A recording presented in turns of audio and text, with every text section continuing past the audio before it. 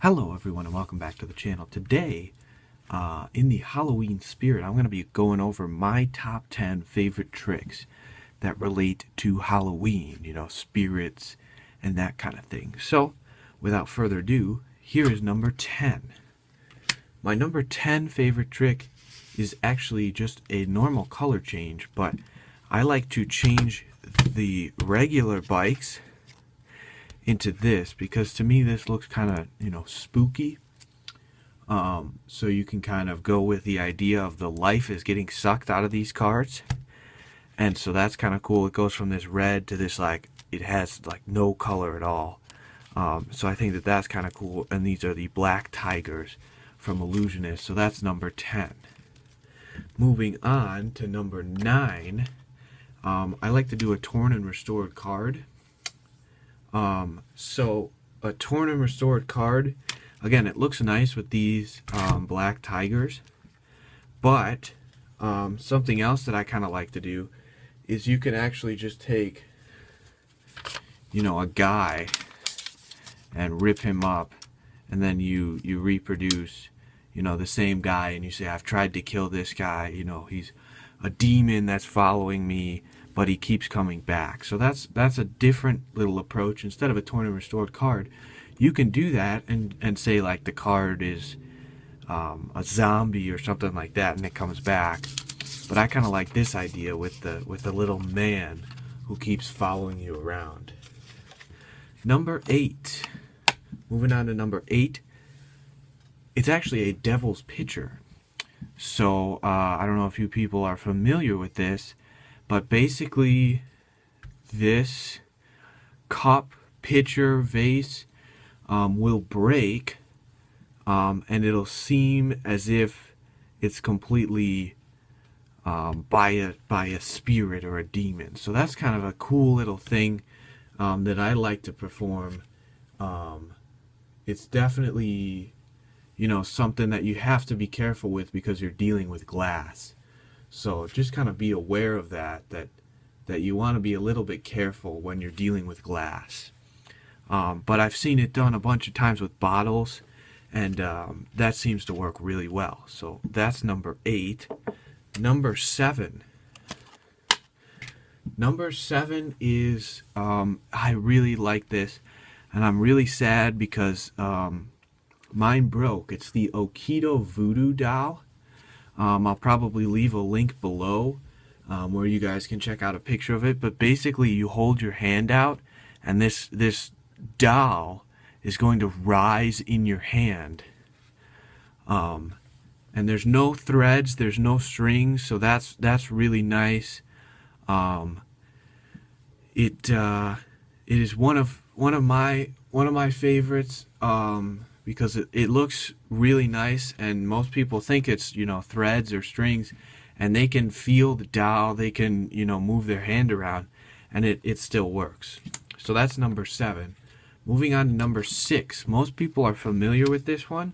It's been done let's see, by a lot of famous magicians using ashes. So you take a prediction, you burn the piece of paper, you take the ashes, and you rub it on your arm, and then that actually reveals whatever the prediction was. So this is a pretty cool routine, and it works if you tell them to think of a person who was really close to them who passed, and then you create that connection with that person. So kind of that spiritualistic take on it.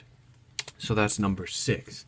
Number 5 is a pretty classic one that most people are familiar with. It's the haunted deck. So what I like to do with this to make it a little bit more, I guess, spooky, is to use, again, a deck like this where it looks kind of mysterious. So there's a bunch of cards out there, things like Sleepy Hollow. Bicycle has a bunch of Day of the Dead and things like that. So if you use a deck like that, it makes that haunted deck look so much cooler. So that's number 5. Most people are aware of it.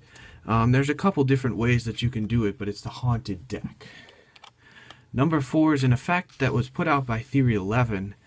It is called Double Cross. So that's a pen effect.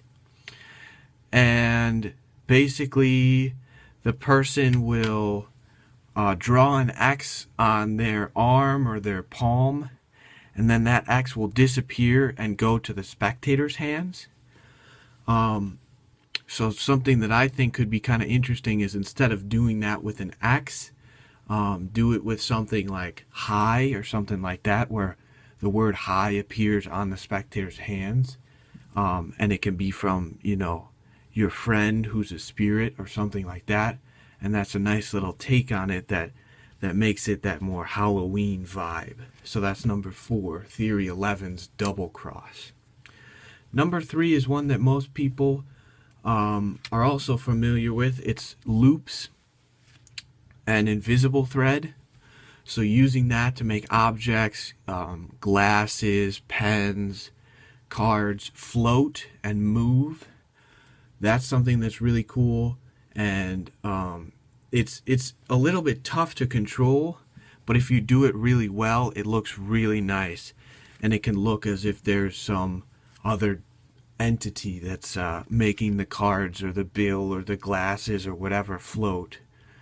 So that's kind of neat. For number 3 is the invisible thread. Number 2, PK touches. These are really, really super mysterious and effective. There's a bunch of them that you can do, you know, for a couple people. There's some that you can do for a group.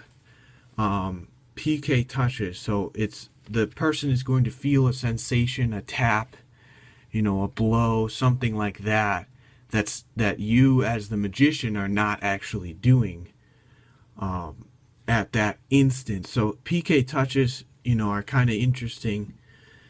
And that's definitely something to look into. There's a bunch of stuff on it. I think Morgan Strebler did Touched, that came out a couple years ago. There's a bunch of books on PK touches. So that's number 2. Number 1, my top magic trick that I like to perform for Halloween is something that's called Haunted Prelude. So this was an effect that came out a couple years ago. And it's almost exactly like a Ouija board. So this one is super cool. And it's not too hard to perform. Again, doing it with something like the Black Tigers makes it so much cooler, because then it kind of has that mysterious feel to it. So basically you have a group of people who put 2 fingers on the deck. And the deck begins to move. And at the start, they know that you are the one that's moving it because your hand's on the deck. But then the deck goes off the table and it's still able to be held up. And so this is a super powerful moment. People start to freak out, and it kind of has that Ouija board feel to it, which I kind of like in this Halloween time. And that kind of spirit is intervening thing. So that's my top trick. That's my favorite one, is the Haunted Prelude. So I want to thank you guys for tuning in. I hope you enjoyed the video. Maybe if you want to try and check some of these tricks out, or if they're tricks that you already have, I recommend going out and performing them and kind of throwing that Halloween twist on it. I think that makes it a little bit more interesting. It kind of captures the spirit of the Halloween and gets your spectators a little bit more interested in the tricks. So thank you guys for tuning in. Make sure you like the video, subscribe to the channel. We've got some cool stuff coming up. And let me know in the comments what you think of this video, or if you want to see something coming up on the channel. I'd love to hear that too. Thank you guys, and we'll see you soon.